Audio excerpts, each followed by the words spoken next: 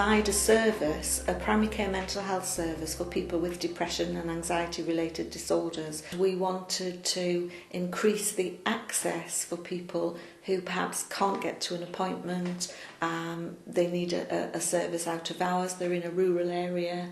An average therapy session would be about 45-50 minutes, and for someone to take time off work once a week for maybe 10 weeks, I think employers, not all employers are as understanding or able to let people have time off work to come to appointments. And we worked with the Digital Inclusion Unit locally, and together with BT and the National Digital Inclusion people, we started working together and we came up with a solution provided by BT, as well as online facility for synchronous live chats and virtual clinics.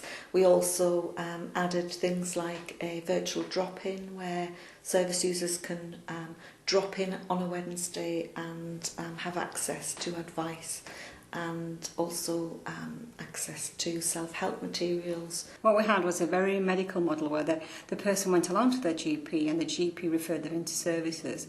What we've got now with the eClinics is much more choice about what people can do. They can access the eClinic at home, they can access it from work, they can access it from wherever they feel that they want to do it at their pace and when they want to. The feedback we have had, I can give you an example. We have a young service user who receives the service from our early intervention service. She has a psychotic illness, she has schizophrenia. And she got a place at university, went off to university, and in a conversation with her, she actually said that something like eClinic would have been an incredible support to her had it been available to her. And people have found it quite helpful in terms of being able to speak to somebody without seeing them, because it kind of breaks down some barriers, and often people feel more able to say something that they might not feel comfortable saying to somebody face to face. And it's also been quite helpful in terms of just improving choice as well, because some people don't want face-to-face, some people would prefer to have a telephone call, and it's keeping up to date with modern technology, and it's moving with the times, because with healthcare these days it's really moving forward, and people like to be able to access things quite quickly, and across the internet is one way that people tend to do that.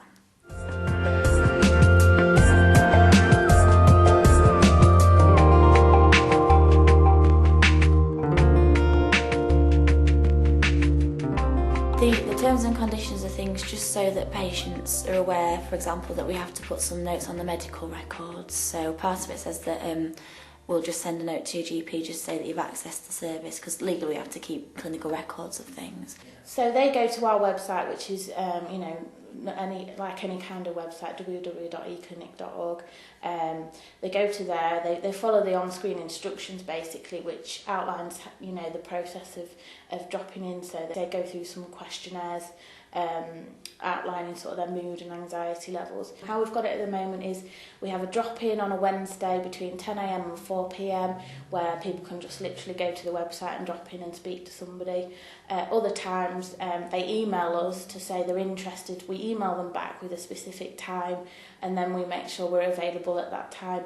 And it rings with the sound of a telephone, so that if we're away from our computer, we can hear that somebody has accessed the service. So. Working with the QUIP agenda, which is the Quality Improvement, Prevention and Productivity programme that's government driven, we've got a sound example with eClinics in terms of how that fits into that agenda.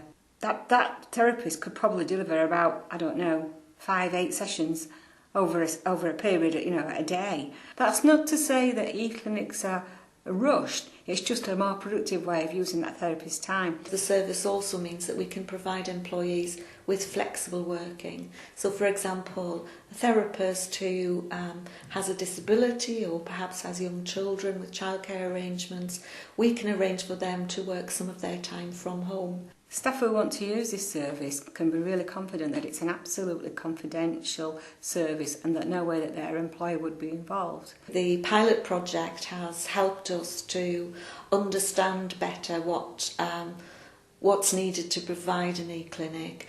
We've built a business case. At the end of the pilot, we worked again with the Digital Inclusion Unit, and they looked at an evaluation.